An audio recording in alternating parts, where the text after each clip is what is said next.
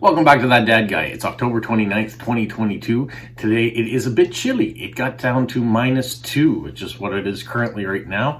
It's going to go up to about 13, sunny, so it'll still be a nice day, but it is cold this morning, so I need to have this sweater on for sure.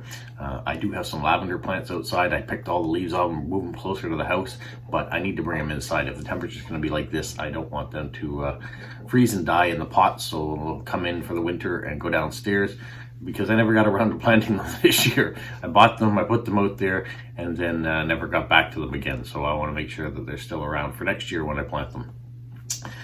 That being said, today is That Dad Guy Answers. So I'm going to answer your questions from the week before the video.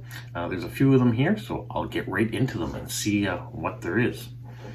All right, the first question comes from Basil in India. He says, have you ever received an envelope whereby the opening of the contents you were more upset and disappointed than delighted? The sender may be a wonderful person. How would you handle the situation with such an experience by telling him or her, especially if that person is swapping for the first time, and in spite of explaining how to package contents and send them, it arrived in damaged conditions? Not talking of postcards here, but valuable items like mini sheets, and they were bent materials, so not collectible. If it's someone you're swapping with, you haven't paid anything, and they're doing you a kindness of sending something to you or trading with you, I'd be happy still. So it's disappointing if something doesn't arrive in mint condition. If you're a collector and that's what you're looking for, I get that. But if someone's gone out of the way to facilitate a swap with you, I would continue to feel grateful that they're willing to do that, especially with stamps and things like that. I don't know if you're trading the same value back for what you're receiving or not, but it's always a nice gesture. If you've gone ahead and paid for something, I've certainly done that. I've bought Lego online before and the box has all arrived all damaged and things. That's disappointing. If you've paid for an item and you expect to get it in the same condition as if you were to walk into a store or get it from someone personally, that's disappointing if it doesn't arrive that way, and I would be upset with that. But if it's a person doing a kindness to you and sending you something, I'm just going to be happy that someone's willing to do that. And many people out there are very generous in what they send, so I'm not going to get upset with that. So hopefully you don't either, and just enjoy swapping with people around the world. Okay, the next question I have comes from Wendy here in Canada. She says, do you read much, and what kind of books do you like? I used to read all the time. I don't seem to be reading much of late. I would say almost a good 8 months without picking up a novel or anything like that. I do have a Jeffrey Archer novel that I'm partway through, and that's the last book that I've read. I got halfway through it. And it's not that the book wasn't interesting or anything like that. I just lost interest in sitting down and reading. There was other things going on, whether it's facilitating this YouTube channel and responding to messages and things, trying to start up with the voiceover things that I've been doing, which I've kind of been putting a little bit on hold of late, even though I've been dabbling with it. And, working and having a family and do all the other things that come around with having a house and maintaining it. So books haven't been on the forefront. And I find when I just want to sit down and relax, I would rather just sit in front of the television and kind of tune my brain off right now.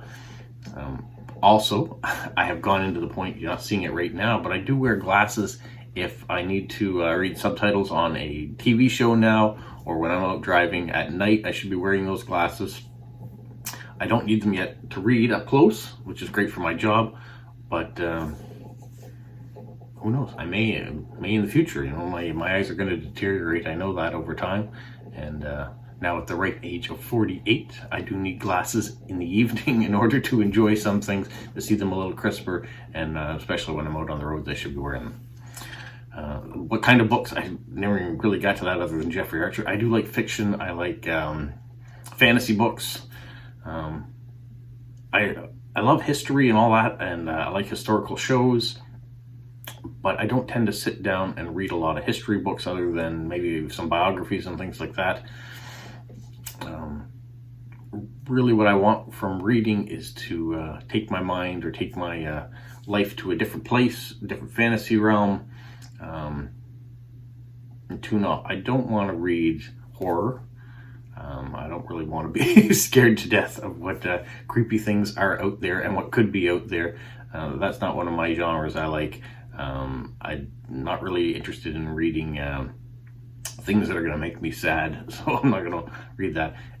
Reading for me should be fun, and it should be an experience to take me away and to do other things, so that's what I do. All right, next question. Let's see.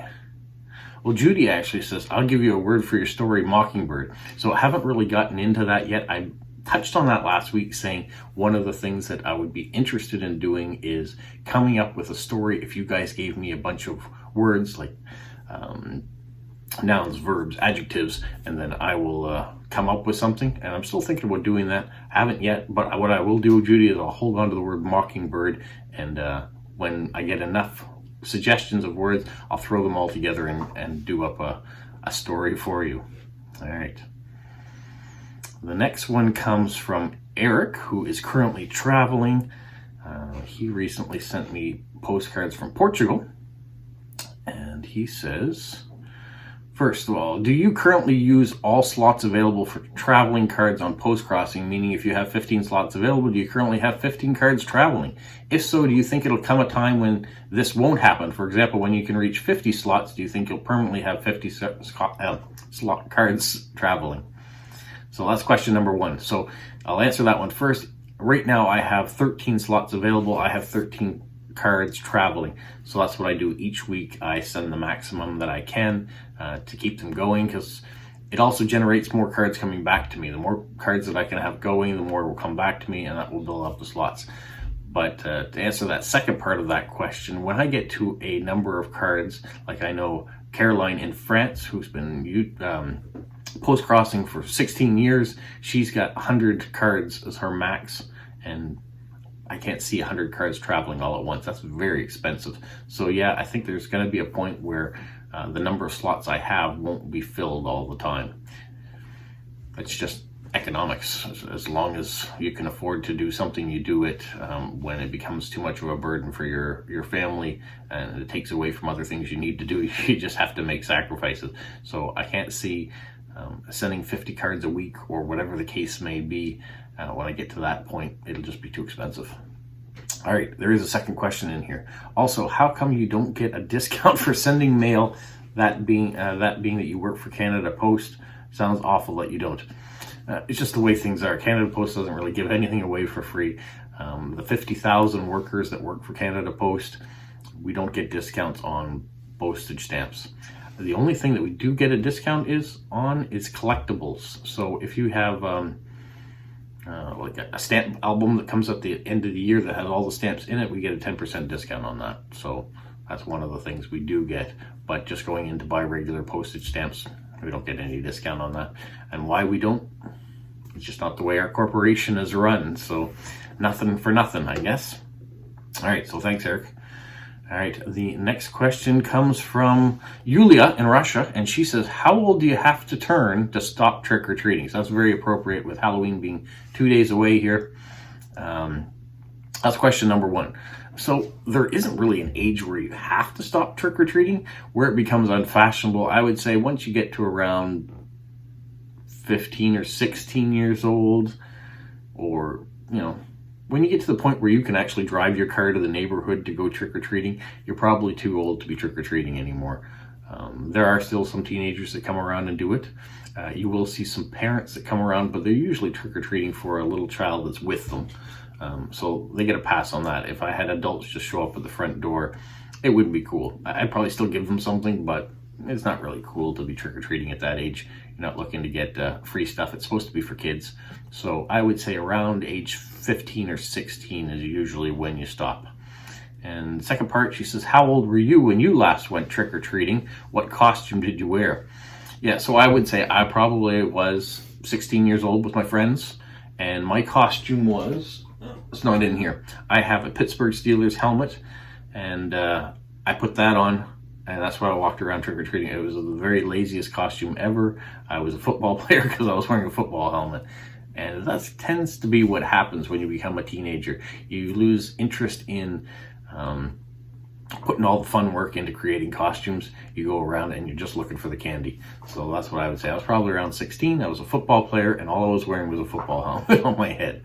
So that's it. Happy Halloween. Thank you, Yulia, for those questions. And that's all the questions, actually, I have this week. So remember, if you're watching this video now, write your comments in at the end when you're done watching the video. Leave me a question so I can answer it next week. That's how this works. As long as I keep getting questions, I keep putting out these videos on Saturday. So hopefully they will continue. And you guys always pick different topics. They're not always about what's happening right now. And I appreciate that you guys are interested in finding out a bunch of different things. And hopefully I've got a bunch of different answers for you that are specific to me. All right. You guys have a magical week. What, Polo? You say like, subscribe, share, and tell all your friends? Who's a good boy? Who's a good boy?